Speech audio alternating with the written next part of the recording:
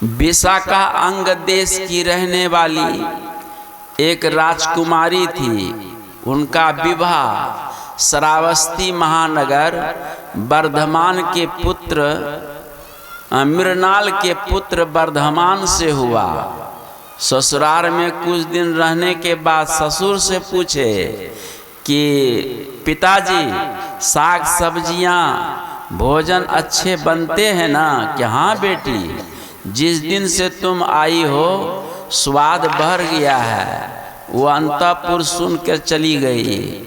फिर मृणाल ने विचार किया कि मैं गांव की महिला को देखता हूँ और मैं अपनी पतोह को देखता हूँ, दोनों में आसमान जमीन का अंतर है। इसमें योगिनी का लक्षण है, पूछने का कोई न कोई भाव जरूर होगा।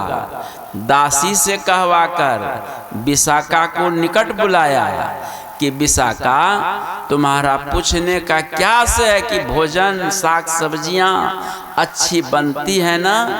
कहा पिताजी, जब से मैं आपकी पतोह बनकर इस घर में आई हूँ तब से मैं आपको भी देखती हूँ और नगर के लोग को भी देखती हूँ। नगर के लोग बुद्ध के सत्संग में जाते हैं और अच्छे अच्छे ज्ञान और दर्शन करते हैं, लेकिन आप इस राजमहल में सुंदर भोजन, सुंदर वस्त्र, राजमहल का सुख पाकर और पड़े रहते हैं। जन्म से लेकर आज तक आपने कोई एक तिनका को इधर उधर नहीं किया है, तो फिर ये जो सुख है कहाँ से मिल रहा है? यह कहकर अंतःपुर चली गई। मृणाल पढ़े लिखे राजा थे। विचार किया कि सही माने जब से जन्म हुआ है तब से मैंने एक तिनका को भी इधर उधर नहीं किया। ये स्वादिष्ट भोजन, सुंदर वस्त्र, राजमहल, ये कोई पूर्व जन्म का ही कर्म का फल है। और दूसरे ही दिन से बुद्ध के दर्शन करने और सत्संग सुनने के लिए वो जाने लगे। कुछ दिन के बाद उनको ज्ञान हो गया। कोई भी अज्ञानी मूर्ख बालक यदि ज्ञानी लोगों का संग करता तो ज्ञानवान हो ही जाता है। तो राजा भी ज्ञानवान हो गया। तो शाम को जब आवे श्रावस्ती महानगर के लोगों को बुलाकर दरवाजे में बैठा दे और वही सुनी बात सुनावे। और सुनाने में इतना मशगूल हो जाते थे कि तन्मय खो जाते और सुधी बुद्धि भी शरीर की नहीं रहती। तो उसी बीच में विशाखा आकर फिर पूछती है कि पिताजी, बुद्ध का दर्शन अच्छा है ना? हाँ बेटी। बुद्ध का सत्संग अच्छा है ना? हाँ बेटी। और सुनकर अंतःपुर चली गई। फिर मृणाल ने विचार किया कि पूछने का कोई तात्पर्य जरूर है। दासी से कहवाकर फिर उनको बुलाया कि बेटी, तुम्हारा पूछने का आशय क्या है कि बुद्ध का दर्शन अच्छा है ना? बुद्ध का सत्संग अच्छा है ना? कहा पिताजी, मैं रोज आपको देखती हूँ कि सुबह आप चले जाते हैं बुद्ध के पास और सुबह से शाम तक बुद्ध के दर्शन करते हैं, उनके वचन सुनते हैं। और सुन सुन कर क्या आपको कुछ हो गया ज्ञान? तो दरवाजे पर शाम को लोगों को बुलाकर वही सुनी हुई बात को सुनाने में इतना आप तन्मय हो जाते हैं कि शरीर की भी सुधी बुद्धि नहीं रहती। यह ज्ञान तो बुद्ध का है, यह आपका अपना ज्ञान नहीं है।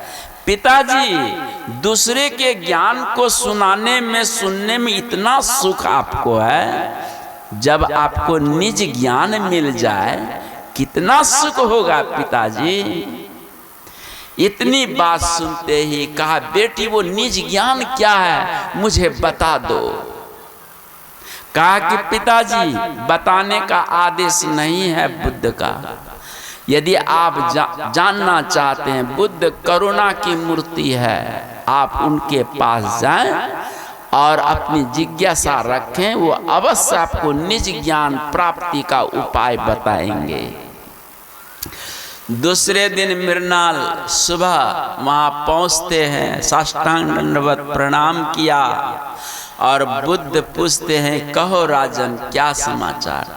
कहा कि भंते हमें निज ज्ञान प्राप्ति का उपाय बताइए, क्योंकि उसी निज ज्ञान से संसार बंधन जन्म मरण छूटता है, किताबी ज्ञान से नहीं छूटता। फिर बुद्ध ने उनको विपस्सना, जिसको संत मत में दृष्टि योग भी बोलते हैं, पस्स शब्द का अर्थ होता है देखना, उपसर्ग लगा है, माने विशेष रूप से देखना। किधर देखना? बाहर के तरफ नहीं, अपनी ओर देखना, है ना। आंख बंद करते ही अपनी ओर देखना। देखो ढंग से, देखने के तरीका से देखो, टकटकी लगाओ तरीका से, टुक टुक दास बन जाओ वहाँ पर और टुकुर टुकुर देखते रहो। टुकुर टुकुर देखते रहोगे तो वहाँ स्वतः एक दिन ज्ञान हो जाएगा।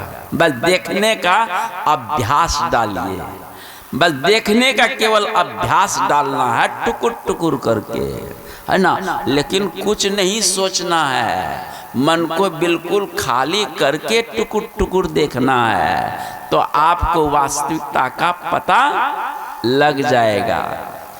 उपनिषद में लिखा है, ऋते ज्ञानान्न मुक्ति, ज्ञान के बिना मुक्ति नहीं होती है। तो ज्ञान कहाँ मिलेगा? तो कहते काश्याम मरणान्न मुक्ति, काशी में मरे बिना मुक्ति भी नहीं होती। ये दो वाक्य उपनिषद में है। तो काशी बनारस को बोलते हैं, वहाँ मरने से मुक्ति नहीं होती है। असली काशी है दोनों भवों के बीच को काशी बोलते हैं, है ना। काश्री दीप्तो धातु से, है ना, काशी शब्द बनता है। उस काशी शब्द का अर्थ होता है प्रकाशमान नगरी, दैदीप्यमान नगरी। तो वहाँ जाएंगे तो दैदीप्यमान नगरी आपको नहीं मिलेगी। तब दोनों भवों के बीच में आप वहाँ टुकुर टुकुर देखिए, तो वहाँ पर आपको दैदीप्यमान नगरी में विश्वनाथ विभाविता। शिव संहिता में भगवान शिव ने उपदेश किया पार्वती से कि इंगला पिंगलयोर ख्याता वाराणसी तिह उच्चते तयोर मध्य विश्वनाथ विभाविता। कि इंगला पिंगला के बीच, गंगा जमुना के बीच विश्वनाथ कहाँ? वाराणसी, काशी में रहते हैं। तो वाराणसी उसी नगरी का नाम है जो तट पर गंगा बह रही हो।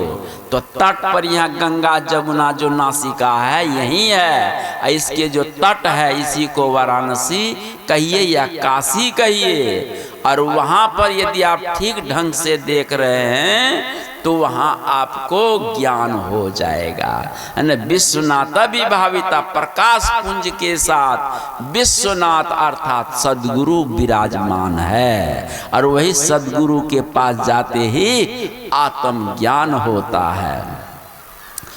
ज्ञान अभेद दर्शनम ज्ञानम, ज्ञान उसी का नाम है जो भेदक बुद्धि मिटाकर अभेद पैदा करे। तेरा मेरा छोड़ा कर, हमारा तुम्हारा छोड़ा कर, केवल तू ही तू है ना, है ना। मैं और तोर मिटाकर केवल वही है ना। इसी ज्ञान का नाम है अभेद दर्शनम ज्ञानम। अभेद दर्शन ज्ञान के बिना जीव की मुक्ति नहीं होती है। और अभेद दर्शन समाधि में जाकर होता है, लेकिन व्यवहार में अभेद दर्शन नहीं होता है। याद रखिए, ब्राह्मणे गवि हस्तनी सुनि चैव स पाके च पंडिता समदर्शिना। ये समदर्शी ब्राह्मण में, गौ में, चंडाल में, कुत्ता में, बच्चा या जवान में, सब में वही एक आत्मा का दर्शन जो कर रहा, सदगुरु का जो दर्शन कर रहा है, यही है समदर्शी का ज्ञान, ये है अभेद ज्ञान। इसी अभेद ज्ञान से है ना मुक्ति होती है। लेकिन व्यवहार दशायाम नास्ति, व्यवहार में अहंकार करके ही काम होता है ना, कि ये मेरा काम है, मैं नहीं करूँगा तो कौन करेगा, ठीक है ना। तो व्यवहार में अहंकार जब तक नहीं होगा तो कोई काम आप नहीं कर सकते हैं, ठीक है। लेकिन जब समाधि अवस्था में आप पहुंचते हैं तो वहां पर अहंकार नहीं रहता है, वहां आत्मा और जीव परमात्मा दोनों ऐक्य हो जाता है। ऐक्यम जीव आत्मनोर योगम, जीव आत्मा और परमात्मा दोनों एक हो जाने का नाम आत्मज्ञान है, आत्मज्ञान है। अभी कबीर साहब की पंक्ति पढ़ी गई, समझो हो तो खरीन कान को, खरे कान को, ना समझन तो खोटी। कहत कबीर दो पख त्यागे ताकि मति है मोटी। ये निचली पंक्ति कबीर साहब वेदांत की बात करते, वेदांत पढ़े नहीं थे। दो पख, दो पख का मतलब पक्ष, दोनों पक्ष को यदि आप त्याग कर देते हैं तो आपके हाथ में कुछ रहेगा ही नहीं, समझ गए। इसमें वेदांत में जहत अजहत लक्षणा के द्वारा ब्रह्म को जाना जाता है। कुछ अंश का त्याग और कुछ अंश को ग्रहण करेंगे तब जाकर आत्मज्ञान होता है। इसके लिए हम आपको प्रयोग करते हैं, वेदांत में प्रयोग किया है, अल्पज्ञत्व विशिष्ट चैतन्यम जीव आत्मा, सर्वज्ञत्व विशिष्ट चैतन्य आत्मा परमात्मा। अब देखो यहाँ पर कुछ त्याग करना है, कुछ को एक करना है। तो अल्पज्ञत्व विशिष्ट जीव आत्मा है, चैतन्य है, तो अल्पज्ञत्व को त्याग कर दीजिए, विशिष्ट को त्याग कर दीजिए, चैतन्य को ले लीजिए। यहाँ सर्वज्ञत्व विशिष्ट को छोड़कर और चैतन्य ले लीजिए, दोनों चैतन्य मिला दीजिए तो दोनों क्या है, एक ही है ना।